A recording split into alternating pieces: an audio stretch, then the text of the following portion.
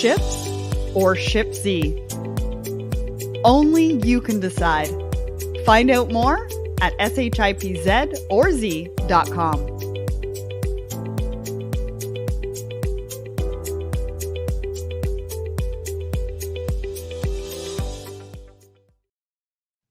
Good morning, everyone. Happy Tuesday, and welcome to another episode of Thoughts and Coffee. My name is Sarah Barnes-Humphrey.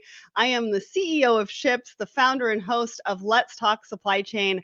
And this is one of the highlights of the week. I love spending my Tuesday morning with you, and I hope that you guys are enjoying the show as well. So let's get started. Let's talk about what is happening on Let's Talk Supply Chain this week. So the episode that we released yesterday is with Caitlin from Global Gateway Logistics, and it's a great one. I love the fact that she is changing the way we think about logistics. If you haven't heard of Caitlin, go and check out this episode. It's episode 157, and they're doing some great things to really, solidify their place in the market and how they're treating their customers. They're also a part of Ships as well. So super excited for them to be on the show. Next, we have our mini series. So we're doing a mini series this month with Fastenal. I'm sure you've heard of the Fastenal brand, but do you really know what they do? Because I was super surprised and shocked about how much they do in supply chain and what they can do for your supply chain as well. So go and check that out. It's under our category filter over here, mini series Fastenal. This week is episode 3. We've already released episode 1 and 2, and the series is called Not Just Nuts and Bolts. The first one, Innovation at Work. The second one, Bring Us Your Problems. Next, I was mistaken last week. I thought we were releasing episode 2 of Blended last week, but we are definitely releasing it tomorrow afternoon, and you're not going to want to miss it. 5 strangers, 1 host. We all come together to talk authentically about stories and impacts in diversity and inclusion. And I can't wait for you to hear it. It's a really, really great episode. Love this series. So go and check that out. Next, we're going to be live again in about 2 hours time with Blue Jay Solutions. They did a bunch of research about the next generation of supply chain, and I can't wait to share it with you because there's a lot of gaps, right? There's some expertise and some knowledge that are leaving the industry that we want to capture before they go, and collaboration is really going to be the key for that. So if you want to join us, we're going to be live just like we are right now. We're going to be live again at noon today for our Lunch and Learn series, which we are doing a couple of times this week. And I'm going to show you this one at noon on Thursday. We're also going to be celebrating Women's Entrepreneurship Day with EDC. And we're going to be talking about exporting and what that means to your business, how to get the most out of international markets, because let's be honest, I mean, we want to look domestically, but we also need to take a look at international markets. So super excited for both of those. I hope that you can all join us for that. And that is pretty much it. I'm going to bring Audrey Ross on to come and talk to us about, all these different things. Good morning, Audrey. Hi. How are you? Good. Good. We've got a LinkedIn user that I don't know who it is, but love Audrey Ross. Met her at JOC Logtech. Oh, and for those that aren't displaying their name, this is how you can display your name on our StreamYard link. So go and check your settings. So Audrey, for those in the audience that don't know who you are, why don't you just let them know pretty quick? Sure. So I'm a logistics and custom specialist at a company called Orchard Custom Beauty. We're now part of the Albea Group, so we're sort of a large behind-the-scenes manufacturer, innovative idea generator for a lot of beauty and beauty accessory companies. So I manage the international trade piece, anything from the logistics and supply chain through to free trade agreements, tax, and everything that you need to get your stuff moved from one place to another. That's the idea. Awesome. And that's why we're talking about supply chain this morning with you. Yes. So good morning, Davin. I want to say hello to Hey, some of the Devin. people over on my personal page as well. Yeah. Anindya, we've got Srinvaz. Hello to both of you. Thank you so much for joining. And we've also got DC today. Good morning. We Hey. hope that you're doing well over on the West Coast. It's a little bit early, but I'm sure you've been up for a little while. So let's get started. What are we talking about? I think we're talking Yeah. about the question of the week.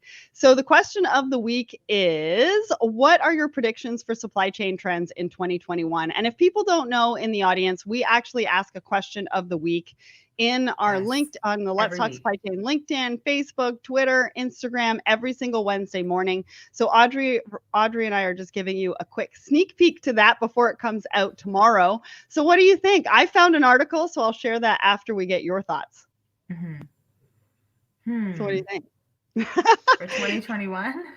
Yeah, for 2021. I know it's kind of hard to predict after the year that we've had. I mean, some things though, in these kinds of situations, you can just see them likely continuing, right? So I Yeah. anticipate that the air capacity crunch that I'm personally affected by Right. and And a tortured lot of by other every people. day, I think that'll continue. No relief in sight for me personally, because it's all about me.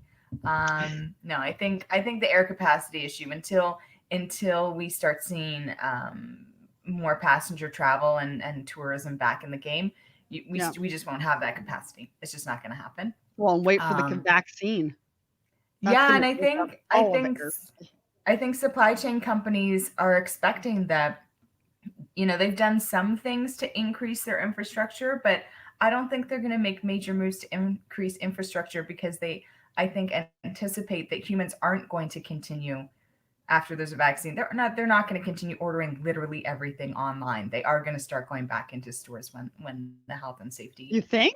conditions That's a change. pretty big prediction. I don't know. It's 50-50 for me, because it's like you see all these people who are like, yeah, I'm never leaving my house again. But then you're like, aren't you? Are you going to continue to buy literally everything online? I don't know how sustainable that is. Right. So in either people shift back, people continue maintaining it, or we have to sort of reassess how we shop, because having every single thing that you order individually delivered to every single individual house, that's not sustainable long term. It really is a Mm, stopgap. Those are awesome predictions. Just want to Yeah. say a quick hello to Christine and Martin over on my personal LinkedIn page. Thanks so much for joining us this morning. So, I'm actually going to share the article that I found about Yeah. the 5 key supply chain trends to look for. I So, love the who I first love one the people who says, do these. I know. So the first one says working from home will continue. I Yeah. mean, I think we already kind of know that. I know a lot Yeah. of corporations are putting a stop on corporate travel all the way through 2021 Yeah. already. And so we're going to see, and there also a lot of the big names are saying that we're not going to be back in the office either. Yeah. Number two, e-commerce is now the industry leader. So that's interesting that you said that, and that's kind of why I wanted to wait for this Yeah. for your predictions to show Yeah. you this list. To show you that I'm Um, completely crazy. they're saying that once those habits have been changed, people sink into the new ways of doing things. That's So I true. guess it'll be That's true. interesting to see what happens with e-commerce in 2021. Obviously, AI and robotics. I mean, that's kind of a gimme. That's ongoing. Um, Yeah. 5G. Everybody's talking about 5G and how that's going to have an impact on supply chain as a whole. They're talking about 5G offering the speeds we need to rejuvenate the supply chain. 5G will be revolutionary in how ports, airports, trucks, and trains communicate, which is interesting. And then the last one they talk about is hybrids everywhere. Yeah. And they're talking about hybrids in the fact that we're going to have cold chain transportation running alongside regular or general transportation, hybrids in the cloud versus hardware, autonomous ships, but plus manually controlled vessels. Yeah. So it's really when they say hybrid, I think they're talking about collaboration Collaboration. amongst That different was me too. things, when it comes to IT. when it comes to Mhm. transportation. I mean, it'll be interesting to see. So I thought that was pretty cool. Yeah. What did No, you that's think? fascinating. That's Yeah. fascinating. No, it's Yeah. true. Like people will adjust to do, people do get accustomed to things. I mean, Amazon next day delivery, people quickly became, or same day delivery. People get very accustomed to those things very quickly. Yeah. I mean, from a personal standpoint, I think it's a lot of,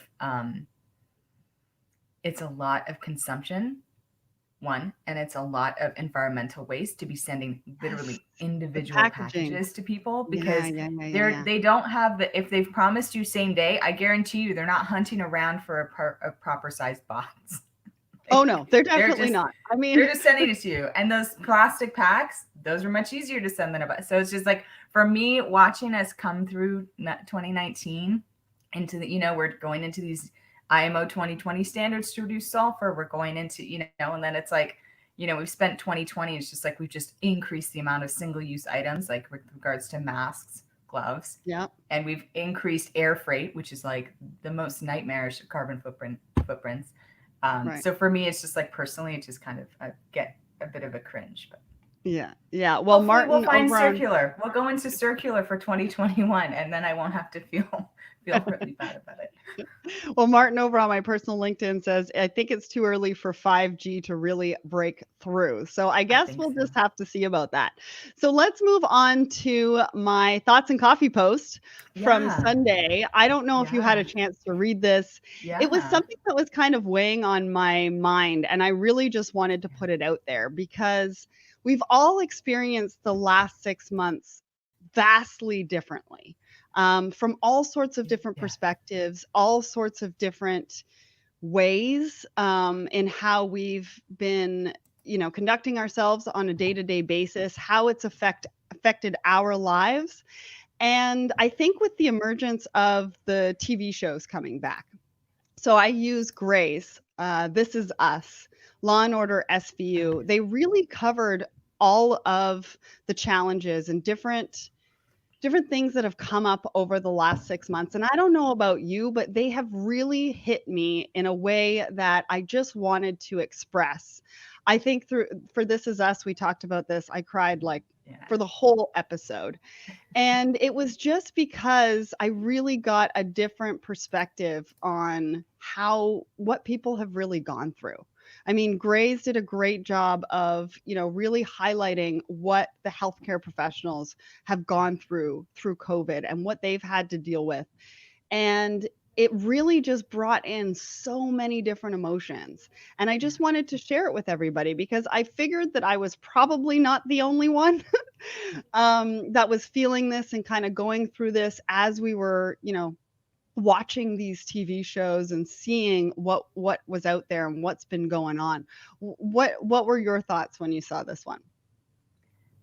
I think it's something that a lot of people are going through, and it's through television, it's through media, it's through movies and art that we see our world reflected back to us. So we've sort of Yeah, been living in this world for maybe 4 to 6 months, but with some of the restrictions, if you're not watching the news, you're not exactly seeing people in masks, you're not exactly seeing people, at a distance, right? Or you're not, and we're not really seeing into, for probably good reasons, but we're not seeing into the hospital. So a show like Grey's gives you such a unique perspective on that experience, especially if you're not, if you're quite on the periphery of what's yeah, happening. But it has such an impact to start to see that, yeah, it reflected back to you, and I can imagine that it's for a lot of us. Like I tend to not watch a lot of real shows.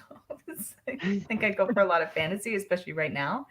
yeah, Um, but I could see that that'd be a bit overwhelming, at least at first, to be like, no, no, this is the reality we're going through, and we're all living through it. So, but I loved yeah, your post because it was very, it was very vulnerable, and it was very open, and I think that's where we've moved to, um, as a sort of culture, either as a result or because we're already, um, but we're all going through this together, differently from different perspectives. But I think it is important to recognize that, even at this point, we're work from home, but we're work from home in a pandemic. It's a different Yeah. life that we're living.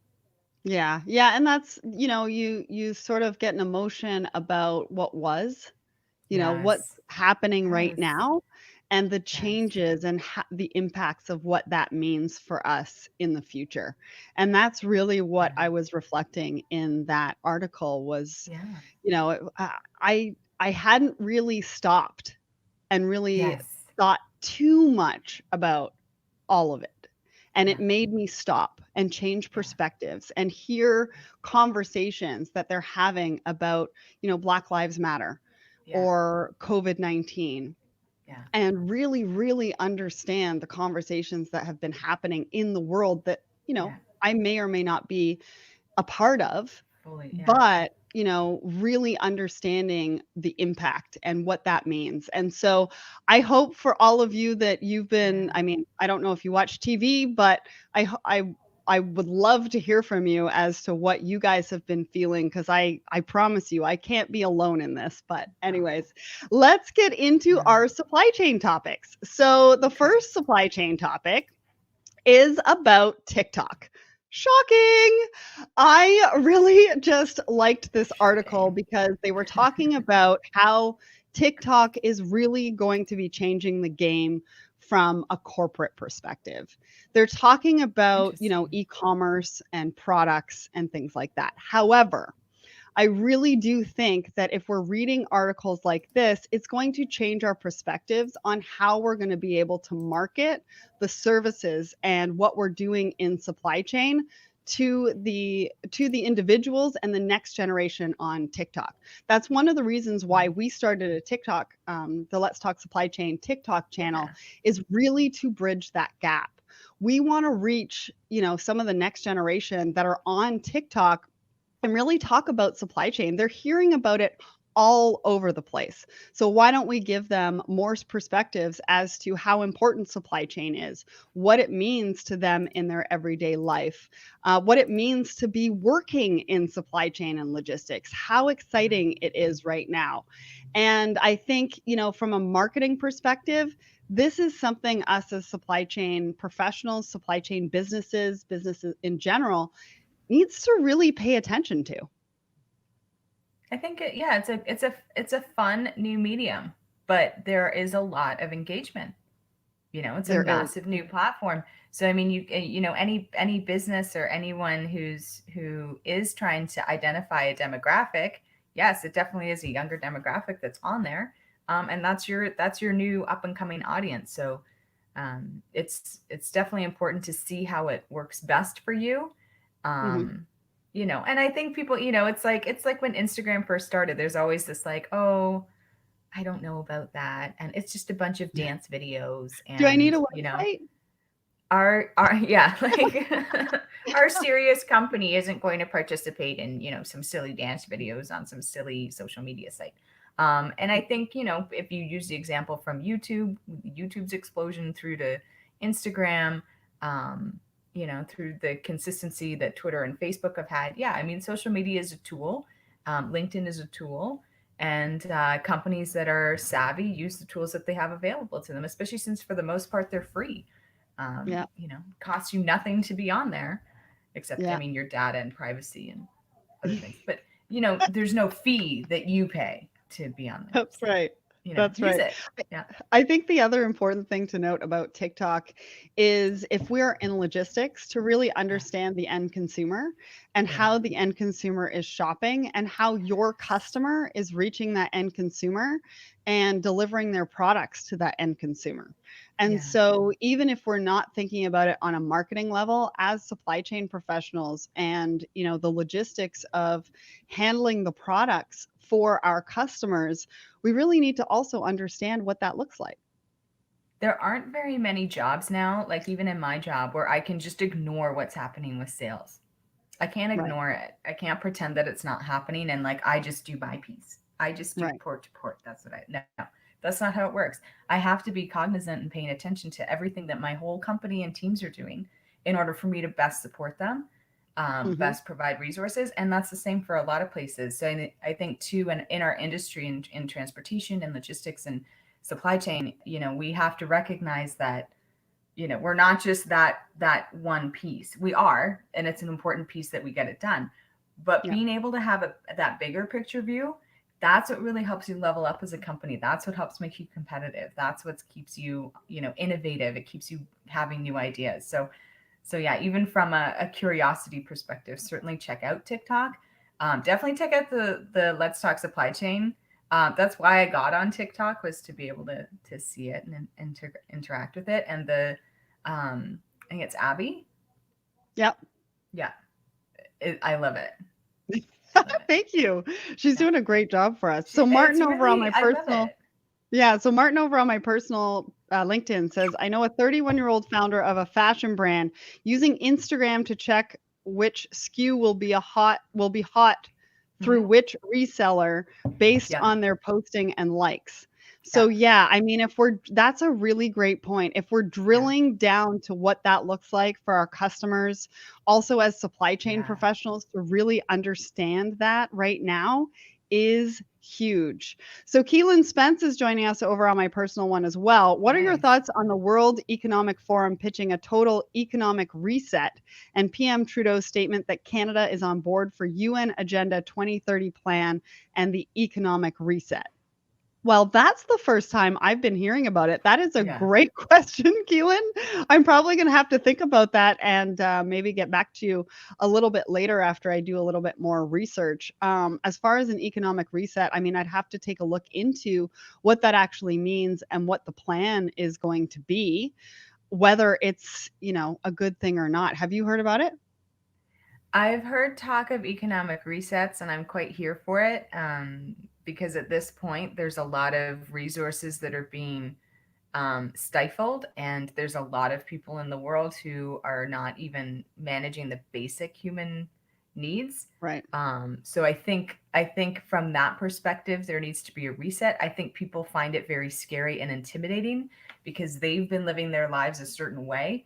So when people talk about like a reset, they're like, "Oh my gosh!" And Yeah. it's kind of the joke. Like, look, if when they talk about, wealthy people, they're not talking about, they're not likely talking about you. They're likely talking about like the 200 people, In the world. that's it, in the world. Like they're not talking about, like, there was a joke going around, about Biden's tax plan, because people do, you get uncomfortable. You're like, what's going to happen? And it's like, if your Tupperware containers look like this, you don't have to worry about that tax plan.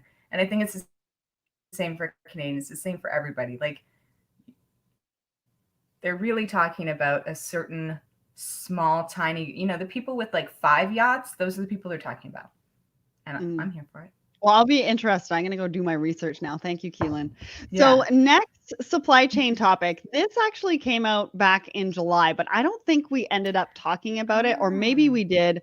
I had a bunch of questions around this one. It looks like yeah. Gartner came out with a An update. supply chain survey about women moving into top supply chain jobs. And I'm curious right now as to what that's Yeah. going to look like through the pandemic. Because some of the numbers that they were talking about was that 17% of chief supply chain officers are now women, Yeah. up from 11% in 2019. And that was gathered from 177 shippers and supply chain providers with more than $100 million in revenue, Hmm. which is great, but they were also saying that the pool of women who could be promoted into top roles, that share fell 21% this year. Yeah. And I think that's probably a reflect on what's happening with the pandemic, but that Yeah. doesn't bode well for numbers in 2021. And so it really begs the conversation. And we're going to be talking about this coming up on Blended episode 3, is really the gender equation.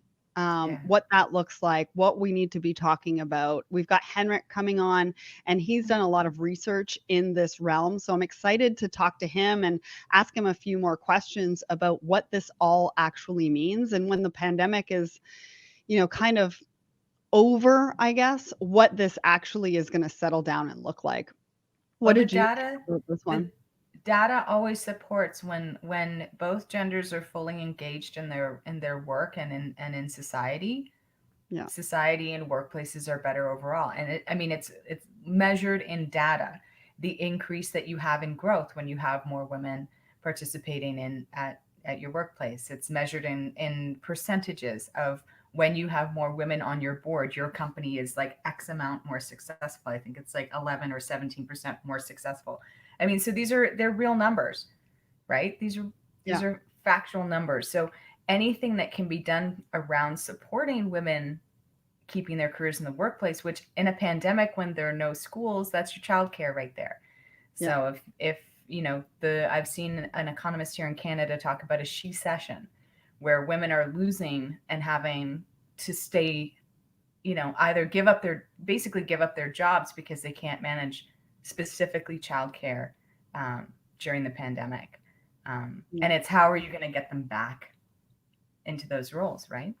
Well, and one of the So, questions I had is who are those 177? mm, And if we're talking about 100 million, we're only looking at the bigger companies. We're really not looking yeah, at we're not the looking at total the picture. smalls. And Mm, so those numbers skewed because we're not looking at the total picture and we're just yeah, looking at a certain number of maybe big business that can yeah, you know, that have already that in place versus yeah. what are we looking at as far as small to medium sized businesses. So I'd be interested to Mm, see. I yeah. hope that they're going to do that survey again Yes. after the Yeah. pandemic so we can see where that lies. All right, we've only got a couple more minutes, Yeah. so I want to talk about this last one, which is Yeah. the next frontier in Amazon's empire. And the next frontier is transportation. It is coming. Yes. They've already started They bought the and it planes. you what? They bought planes. Yeah. So one of the things that this article talks about is that shipping is currently an insane expense for Amazon. So 9 months I of imagine. 2020, Yeah. Amazon's shipping costs amounted to 40 billion. Yeah. And they don't just work with FedEx. They're talking about CH Robinson and Expo Logistics in this article. Expo Logistics in early 2019 said that 600 million of its revenue was at risk from its largest customer, which in this article they're talking about it being Amazon. And Yeah. so Amazon has already invested 30,000 branded 53-foot trailers, 80 leased cargo jets, and 69 US package sorting centers, which is a lot. And they're not saying that they're inching out any of those players, but they are talking about how that is going to happen. They've already rolled out their Amazon transportation services on the East Coast, Yeah. and but they're not paying as much, which is a Of big course deal, not. right? They're Yeah. saying that truck drivers can lease their branded vehicles from them, but because they and what they're saying is it's not a guaranteed victory because the trucking industry is undermanned and sees a high driver churn while Amazon's current pay scale is way below market rates. So they're Yeah. offering way below market, they're paying way below market. And so Yeah. is that really sustainable? And what are we going to see here? I mean, I don't know. It's a risk because you're not necessarily going to pull drivers from other companies. You might at first, but they're not going to stick with it if they're not getting, you know, pay an amount of turns and stuff in trucking is already been a problematic issue. Yeah. So that this sort of kind of adds to it. But I have a feeling it's simply a stopgap until they can get their driverless onto the road, Yeah. Yeah, well, right? it'll be interesting to see what everybody else thinks. Over on my personal LinkedIn, Tim did ended up joining us. John Yeah. Abrams joined us as well. So thank you all for Yeah. joining us again for a Thoughts and Coffee. I will be back next week. I believe I've got Matt Priest coming on. So Ooh. stay tuned from that for that. He is with the FDRA. And so we're going to be talking about the footwear supply chain, what that's looking like. They've had a terrible time with tariffs. Yeah. So it'll be exciting to talk to him. Their tariffs are And the yeah, worst. join us live at noon today for our live stream about about the next generation and how collaboration is the future of that with Blue Jay Solutions. And then again at noon on Thursday with EDC to celebrate Women's Entrepreneurship Day, which is going to be so much fun. Thanks so much for everybody for joining us. Thank you, Audrey, for joining us today. And I hope you have a great week, everyone. Yay.